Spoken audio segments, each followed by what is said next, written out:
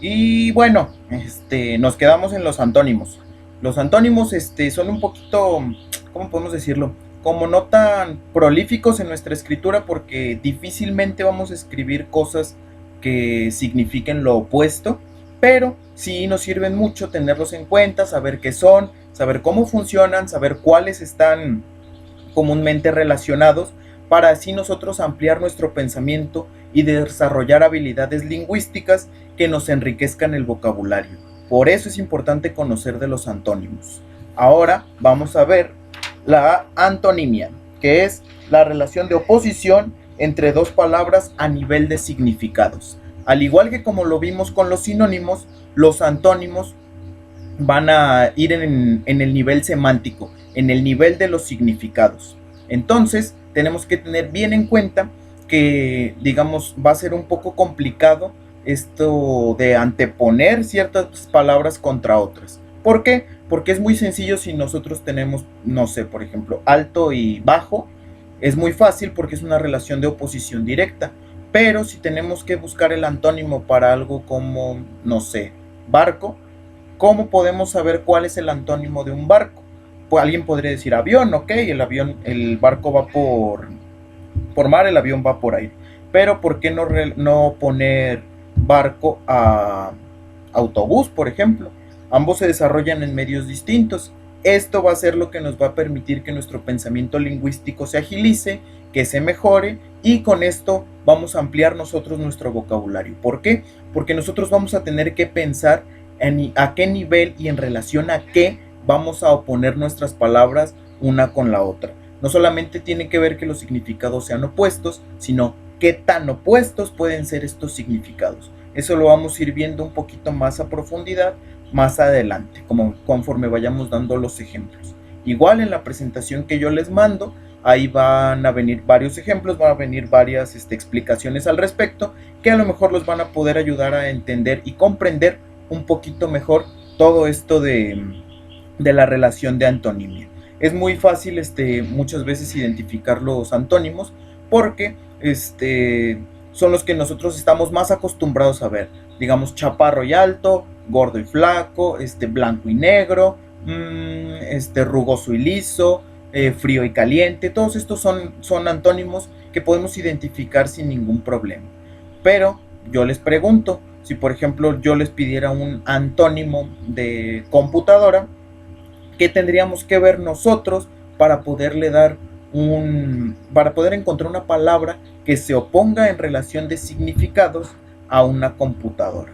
Es un poquito complicado, es lo que lo pone a uno a pensar, pero justamente es este pensamiento un poquito crítico el que nos va a ayudar a que nosotros tengamos una serie de palabras mucho más amplia y por ende podamos tener una mejor redacción. Si nosotros constantemente estamos pensando, estamos preguntándonos, bueno, ¿por qué es esto? ¿Por qué es lo otro? ¿A qué se debe este fenómeno? ¿Por qué esta palabra sí y esta no?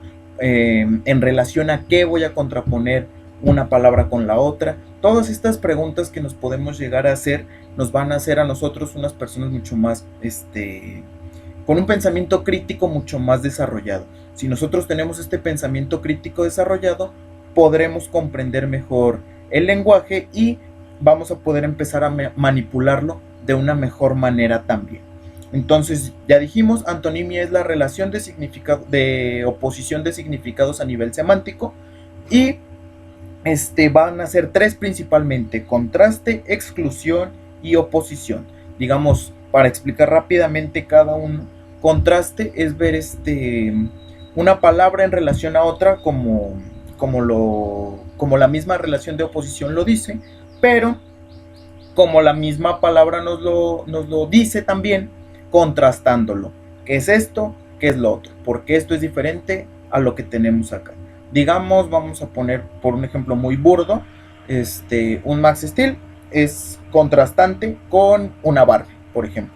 Desde el género, la forma, la ropa que utiliza, etcétera, etcétera, etcétera.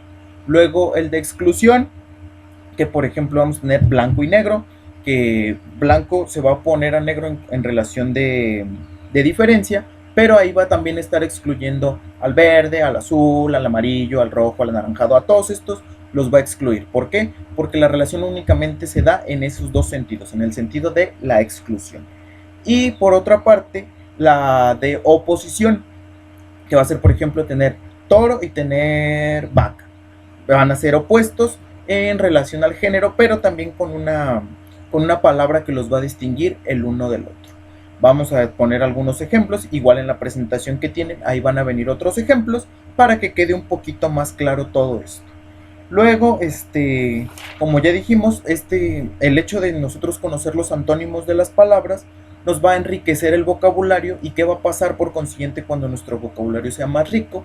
Vamos a poder redactar de una mejor manera. Vamos a tener un pensamiento mucho más ágil y al plano lingüístico, claro está. Y al momento de tener todas estas consideraciones en la cabeza, vamos a pensar de manera más clara qué es lo que estamos diciendo, cómo queremos decirlo y a través de qué palabras nosotros vamos a conseguir. Entonces, como verán, es muy importante que tengamos bien en cuenta para qué nos sirven todos este tipo de palabras, de formas lingüísticas. Ahora, algo que me gustaría dejar muy en claro también es la gradación de los antónimos. Muchas veces nosotros pensamos en antónimos y tenemos ya casi un lugar común de frases de que se anteponen la una a la otra. Bueno y malo, bonito y feo, día y noche, frío y calor, o como los que ya mencioné hace un momento, ¿no? So, casi siempre cuando pensamos en antónimos, esos son los primeros que se nos vienen a la cabeza. Pero yo les pediría que para que el ejercicio sea mucho más enriquecedor, pensáramos, por ejemplo, si nosotros tenemos un género musical, ahorita me acordé que vi el póster, si nosotros tenemos como género musical rock, ¿qué podemos anteponer al rock? A lo mejor alguien podría decir, ah, no, pues banda, ¿no? Ok, ¿en relación a qué? En relación a qué banda se opone a rock, en relación a qué a lo mejor rock se opone a reggaetón o reggaetón a cumbia, no sé. Eso nosotros lo tenemos que ir pensando. Decir, ah, ok, bueno, mira, el rock tiene estas características, tiene estos instrumentos y se va a anteponer a la banda, uno, por el lugar de origen, dos, por el tipo de números que tienen las agrupaciones, por la letra que utilizan normalmente, por la parafernalia en su forma de vestir, etcétera, etcétera, etcétera. Entonces, esto nos va a hacer a nosotros ponernos a reflexionar al respecto de en relación a qué y con qué grado vamos a poder poner una palabra en oposición a otra. Espero que esto quede un poquito más claro. Y si tuviéramos, no sé, a lo mejor cuchillo. Si cuchillo sirve para cortar, ¿cuál podría ser el antónimo y en relación a qué lo podríamos oponer? Alguien podría decir, bueno, a lo mejor cuchillo se opone a cuchara. ¿Por qué? Porque la cuchara no corta. Y eso tendría todo el sentido del mundo. Entonces sí tenemos que nosotros ponernos a pensar bien a bien qué tanto vamos a agradar esas relaciones de oposición. Porque digamos, alguien podría decir, ah, bueno, pues tenedor se opone a cuchillo. Y también va a ser cierto. ¿Por qué? Porque el tenedor tampoco sirve para cortar. Entonces nosotros vamos a tener que ir ideando, ir pensando, ir reflexionando al respecto de todo esto de las gradaciones. Es muy importante. Sí hay algunos antónimos que son excluyentes, como ya vimos, que son única y exclusivamente una cosa con la otra, pero también va a haber otros antónimos que nos van a permitir desarrollar un poquito más este pensamiento para que nosotros digamos, ah, bueno, sí puede ser esto, digamos, sí puede ser A, pero también puede ser B, también puede ser C, también puede ser D, dependiendo desde la perspectiva que lo estemos nosotros tomando, dependiendo también para qué lo vamos a utilizar, dependiendo también en qué contexto lo vamos a necesitar. Eso sí quisiera que quedara bien, bien claro. Ahora, lo que sigue son los heterónimos. La heteronimia es la relación de cercanía, pero con orígenes etimológicos distintos. Si nosotros nos vamos al diccionario, si podemos acudir ahí a la RAE o en alguna parte, la mayoría de las palabras la mayoría de los diccionarios viene con un origen etimológico. ¿Qué es el origen etimológico? ¿Desde dónde nació? ¿Desde qué lengua salió estas palabras? Entonces va a haber una relación de cercanía, ya sea como cercanía en oposición o cercanía en en sinonimia también. Otra vez, se los explico porque creo que se confundió ahí un poco. Bueno, no me supe explicar yo más bien. La heteronimia va a tener una relación de cercanía de una palabra y otra, ya sea por oposición o sea por similitud. Así tal cual. Entonces, esa relación de similitud puede venir en relación de lo que podría ayudarnos a entender como un sinónimo, como un antónimo, pero cuyo origen etimológico es distinto. Voy a ponerlos aquí un ejemplo muy sencillito.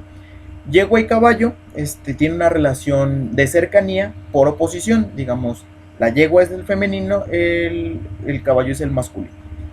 Ambos vienen del latín, pero yegua viene de la palabra equa y caballo viene de caballos.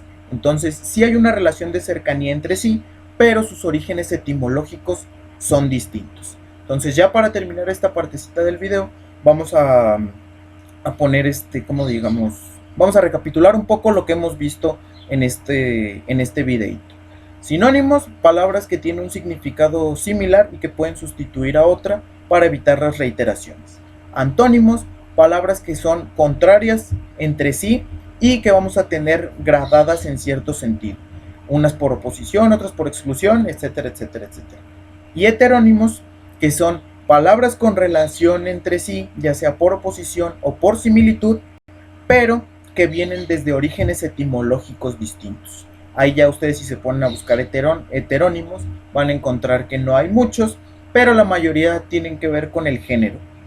A lo mejor dama y caballero, toro y vaca, caballo y yegua, y son más o menos los que hay, ¿no? Entonces, eso por parte de los heterónimos.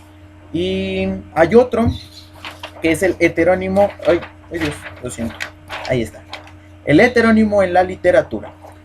Nosotros a lo mejor estamos acostumbrados a escuchar que una persona o un autor usa un seudónimo. El seudónimo es un nombre que los autores utilizan para no revelar su verdadera identidad.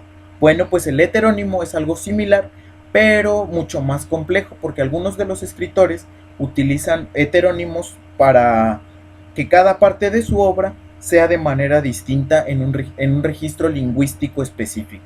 Por ejemplo, en México tenemos el caso de Manuel Gutiérrez Nájera, un escritor del siglo XIX mexicano, que utilizaba muchos heterónimos. ¿Por qué? Porque trabajaba en distintos periódicos y cada uno publicaba con un nombre diferente para que pudiera ganar, a lo mejor del mismo artículo, sacarle mucho más provecho.